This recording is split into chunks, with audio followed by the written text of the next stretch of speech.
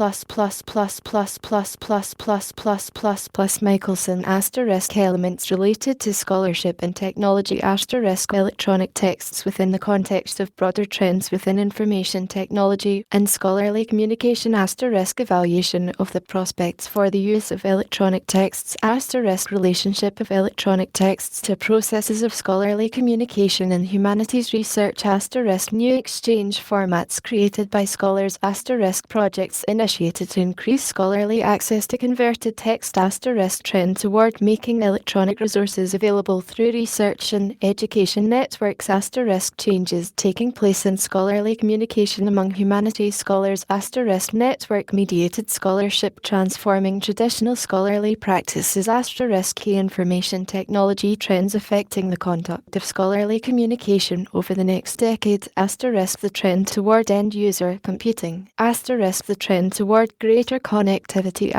* key effects of these trends * key transformations taking place * summary of principal arguments *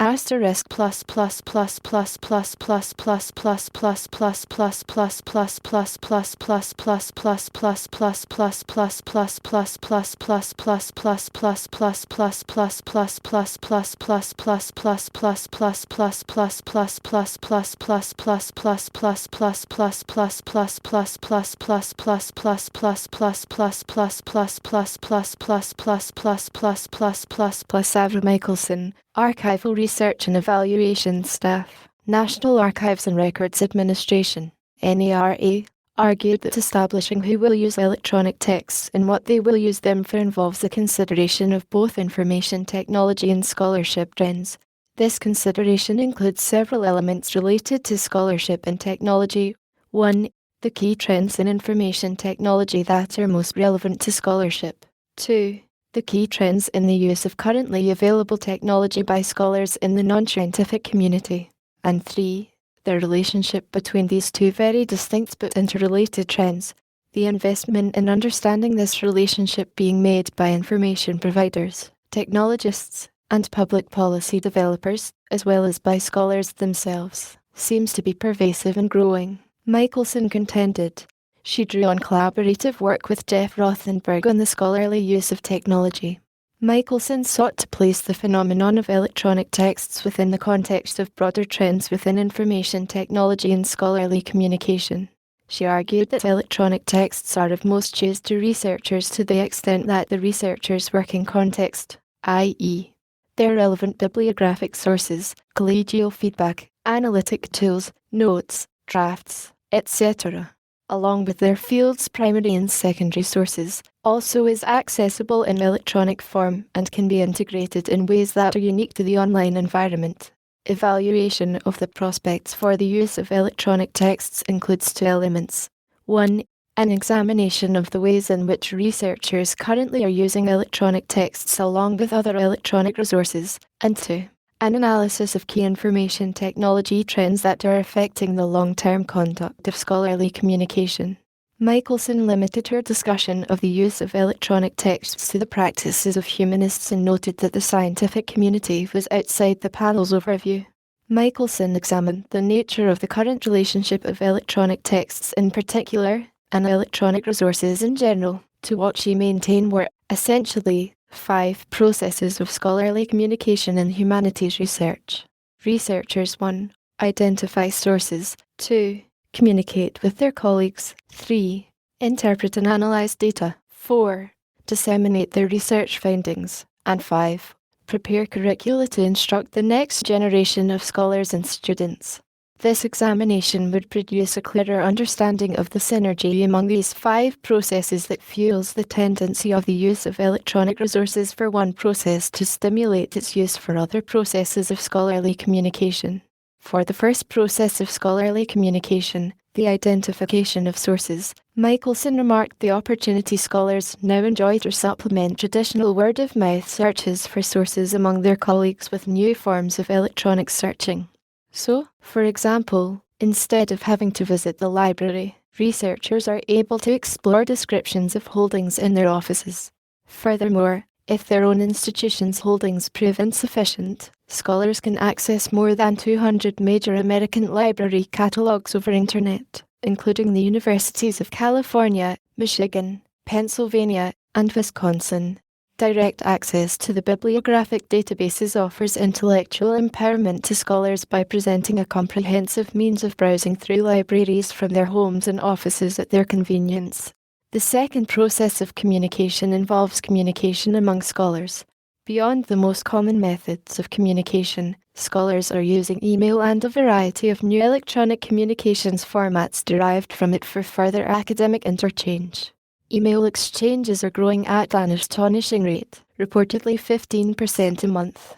They currently constitute approximately half the traffic on research and education networks. Moreover, the global spread of email has been so rapid that it is now possible for American scholars to use it to communicate with colleagues in close to 140 other countries. Other new exchange formats created by scholars and operating on Internet include more than 700 conferences, with about 80% of these devoted to topics in the social sciences and humanities. The rate of growth of these scholarly electronic conferences also is astonishing. From L990 to L991, 200 new conferences were identified on Internet. From October 1991 to June 1992, an additional 150 conferences in the social sciences and humanities were added to this directory of listings. Scholars have established conferences in virtually every field, within every different discipline.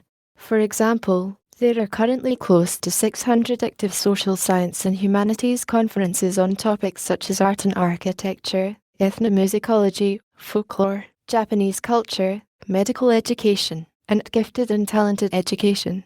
The appeal to scholars of communicating through these conferences is that, unlike any other medium, electronic conferences today provide a forum for global communication with peers at the front end of the research process.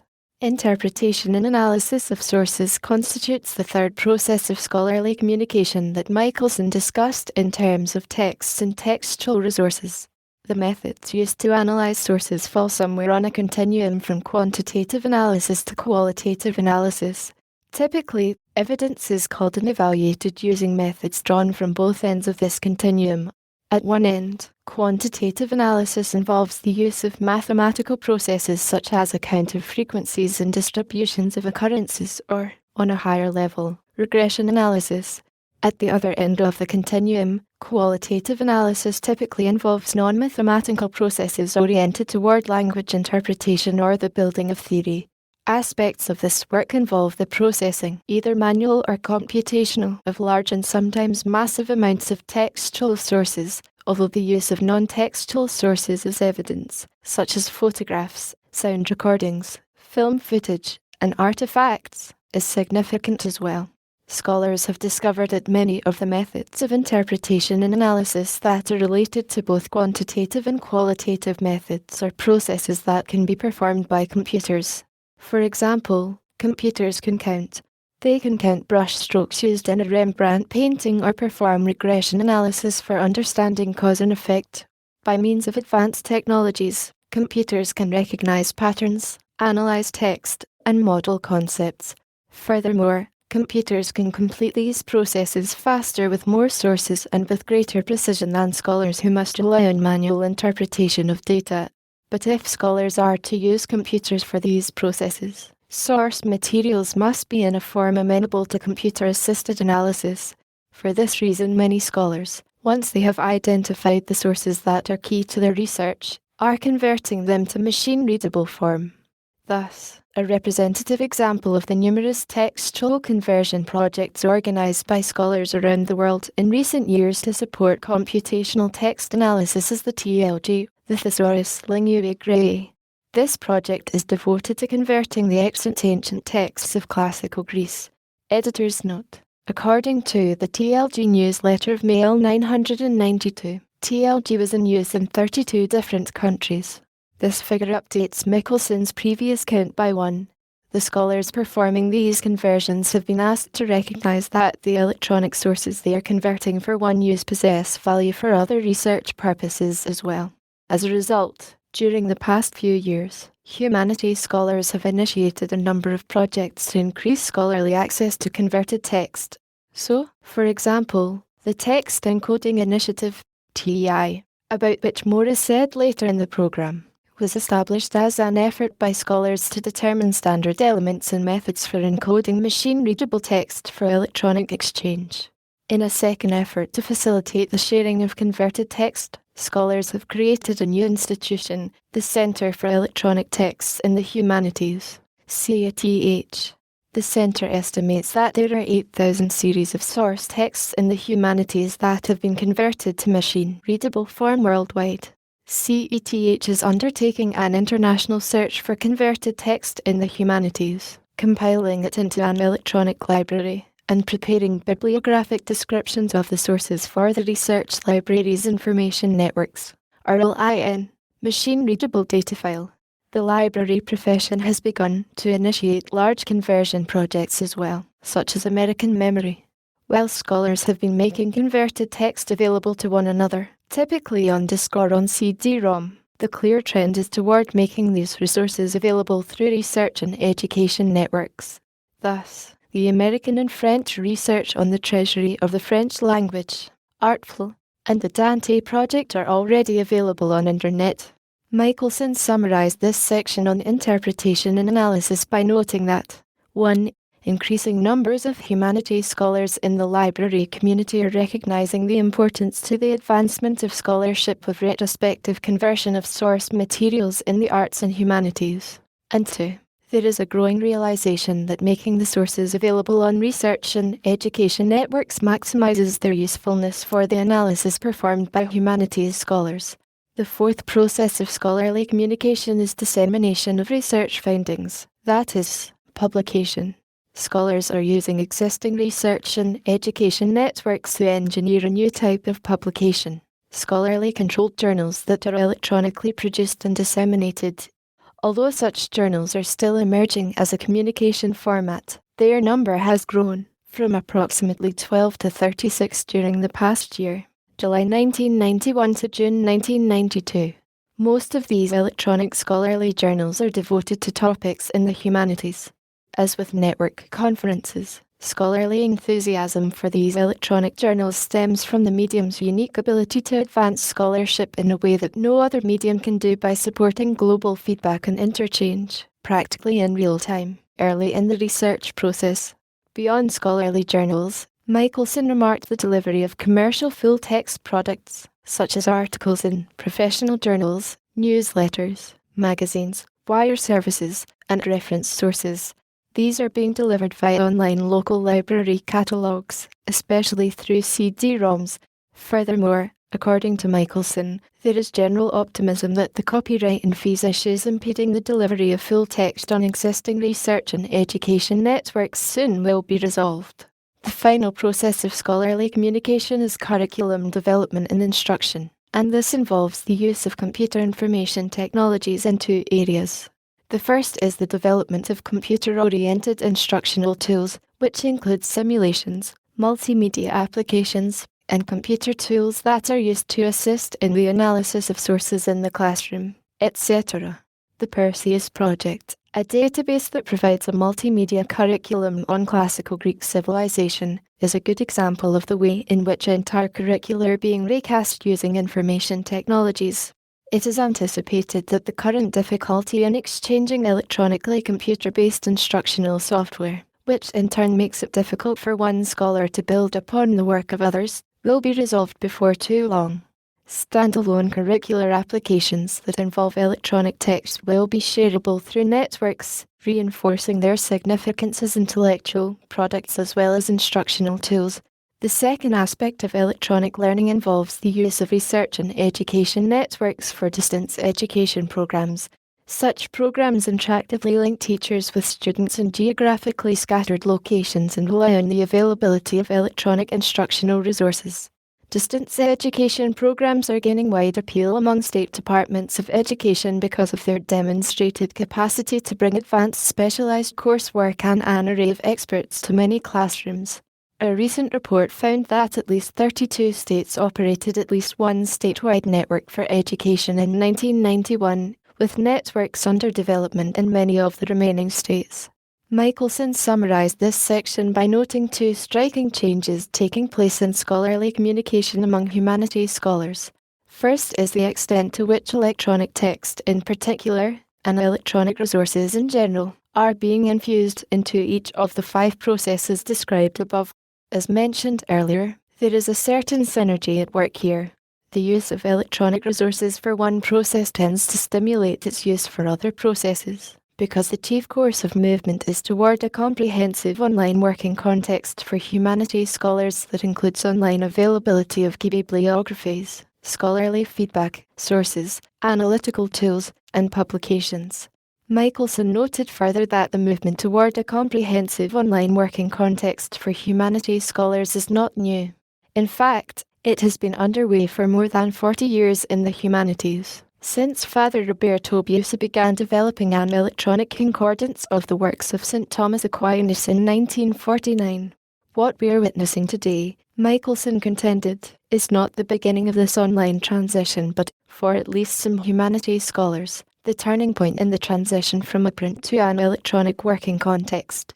Coinciding with the online transition, the second striking change is the extent to which research and education networks are becoming the new medium of scholarly communication. The existing Internet and the pending National Education and Research Network, NREN, represent the new meeting ground where scholars are going for bibliographic information, scholarly dialogue and feedback, the most current publications in their field, and high-level educational offerings. Traditional scholarly practices are undergoing tremendous transformations as a result of the emergence and growing prominence of what is called network-mediated scholarship. Michelson next turned to the second element of the framework she proposed at the outset of her talk for evaluating the prospects for electronic text, namely the key information technology trends affecting the conduct of scholarly communication over the next decade. 1. End-user computing, and 2. Connectivity. End-user computing means that the person touching the keyboard, or performing computations, is the same as the person who initiates or consumes the computation. The emergence of personal computers, along with a host of other forces, such as ubiquitous computing, advances in interface design, and the online transition, is prompting the consumers of computation to do their own computing, and is thus rendering obsolete the traditional distinction between end users and ultimate users. The trend toward end-user computing is significant to consideration of the prospects for electronic texts because it means that researchers are becoming more adept at doing their own computations and, thus, more competent in the use of electronic media. By avoiding programmer intermediaries, computation is becoming central to the researcher's thought process. This direct involvement in computing is changing the researcher's perspective on the nature of research itself, that is, the kinds of questions that can be posed, the analytical methodologies that can be used, the types and amount of sources that are appropriate for analyses, and the form in which findings are presented. The trend toward end-user computing means that, increasingly, electronic media and computation are being infused into all processes of humanities scholarship, inspiring remarkable transformations in scholarly communication. The trend toward greater connectivity suggests that researchers are using computation increasingly in network environments. Connectivity is important to scholarship because it erases the distance that separates students from teachers and scholars from their colleagues, while allowing users to access remote databases, share information in many different media, connect to their working context wherever they are, and collaborate in all phases of research. The combination of the trend toward end-user computing and the trend toward connectivity suggests that the scholarly use of electronic resources, already evident among some researchers, will soon become an established feature of scholarship. The effects of these trends, along with ongoing changes in scholarly practices, point to a future in which humanities researchers will use computation and electronic communication to help them formulate ideas, access sources, perform research, collaborate with colleagues, seek peer review, publish and disseminate results, and engage in many other professional and educational activities. In summary, Michelson emphasized 4 points. 1. A portion of humanities scholars already consider electronic texts the preferred format for analysis and dissemination. 2. Scholars are using these electronic texts, in conjunction with other electronic resources, in all the processes of scholarly communication. 3.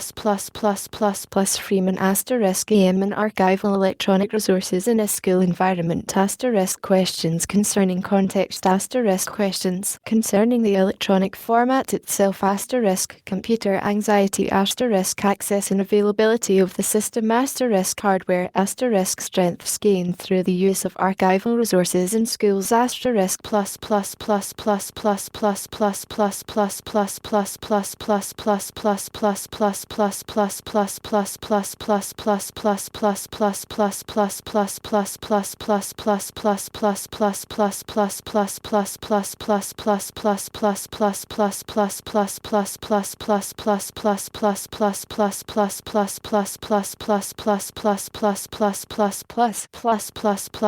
reiterating an observation made by Vetch that AM is an archival resource made up of primary materials with very little interpretation. Freeman stated that the project has attempted to bridge the gap between these bare primary materials and a school environment, and in the cause has created guided introductions to AM collections. Loud demand from the educational community, chiefly from teachers working with the upper grades of elementary school through high school, greeted the announcement that AM would be tested around the country. Freeman reported not only on what was learned about AM in a school environment, but also on several universal questions that were raised concerning archival electronic resources in schools. She discussed several strengths of this type of material in a school environment as opposed to a highly structured resource that offers a limited number of paths to follow. Freeman first raised several questions about using AM in a school environment. There is often some difficulty in developing a sense of what the system contains. Many students sit down at a computer resource and assume that, because AM comes from the Library of Congress, all of American history is now at their fingertips. As a result of its sort of mistaken judgment, some students are known to conclude that AM contains nothing of use to them when they look for one or two things and do not find them. It is difficult to discover the middle ground where one has a sense of what the system contains. Some students grope toward the idea of an archive, a new idea to them, since they have not previously experienced what it means to have access to a vast body of somewhat random information. Other questions raised by Freeman concern the electronic format itself. For instance, in a school environment it is often difficult both for teachers and students to gain a sense of what it is they're viewing. They understand that it is a visual image, but they do not necessarily know that it is a postcard from the turn of the century, a panoramic photograph, or even machine-readable text of an 18th century broadside, a 20th century printed book, or a 19th century diary. That distinction is often difficult for people in a school environment to grasp. Because of that, it occasionally becomes difficult to draw conclusions from what one is viewing. Freeman also noted the obvious fear of the computer, which constitutes a difficulty in using an electronic resource. Though students in general did not suffer from this anxiety, several older students feared that they were computer illiterate, an assumption that became self-fulfilling when they searched for something but failed to find it. Freeman said she believed that some teachers also fear computer resources because they believe they lack complete control. Freeman related the example of teachers shooing away students because it was not their time to use the system. This was a case in which the situation had to be extremely structured so that the teachers would not feel that they had lost their grasp on what the system contained. A final question raised by Freeman concerned access and availability of the system. She noted the occasional existence of a gap in communication between school librarians and teachers. Often AM sits in a school library and the librarian is the person responsible for monitoring the system. Teachers do not always take into their world new library resources about which the librarian is excited. Indeed, at the sites where AM had been used most effectively within a library, the librarian was required to go to specific teachers and instruct them in its use. As a result, several AM sites will have in-service sessions over a summer, in the hope that perhaps, with a more individualized link, teachers will be more likely to use the resource. A related issue in the school context concerned the number of workstations available at any one location. Centralization of equipment at the district level, with teachers invited to download things and walk away with them, proved unsuccessful because the hours these offices were open were also school hours. Another issue was hardware. As Vetch observed, a range of sites exists,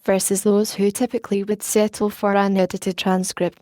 While unable to provide a figure, she offered her impressions as an archivist who has done some reference work and has discussed this issue with other archivists who perform reference, that those who use archives and those who use primary sources for what would be considered very high-level scholarly research, as opposed to, say, undergraduate papers, were few in number, especially given the public interest in using primary sources to conduct genealogical or avocational research and the kind of professional research done by people in private industry or the federal government.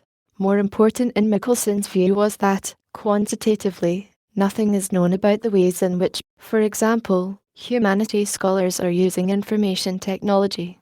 No studies exist to offer guidance in creating strategies. The most recent study was conducted in 1985 by the American Council of Learned Societies, ACLS, and what it showed was that 50% of humanities scholars at that time were using computers. That constitutes the extent of our knowledge concerning AM's strategy for orienting people toward the scope of electronic resources. Freeman could offer no hard conclusions at this point, because she and her colleagues were still waiting to see, particularly in the schools, what has been made of their efforts. Within the system, however, AM has provided what are called electronic exhibits, such as introductions to time periods and materials, and these are intended to offer a student user a sense of what a broadside is and what it might tell her or him. But Freeman conceded that the project staff would have to talk with students next year, after teachers have had a summer to use the materials, and attempt to discover what the students were learning from the materials. In addition, Freeman described supporting materials in print provided by AM at the request of local teachers during a meeting held at Telsey. These included timelines, bibliographies, and other materials that could be reproduced on a photocopier in a classroom. Teachers could walk away with and use these, and in this way gain a better understanding of the contents.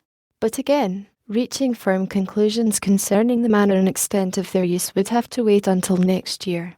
As to the changes she saw occurring at the National Archives and Records Administration, NARA, as a result of the increasing emphasis on technology in scholarly research, Michelson stated that NARA at this point was absorbing the report by her and Jeff Rothenberg addressing strategies for the archival profession in general, although not for the National Archives specifically.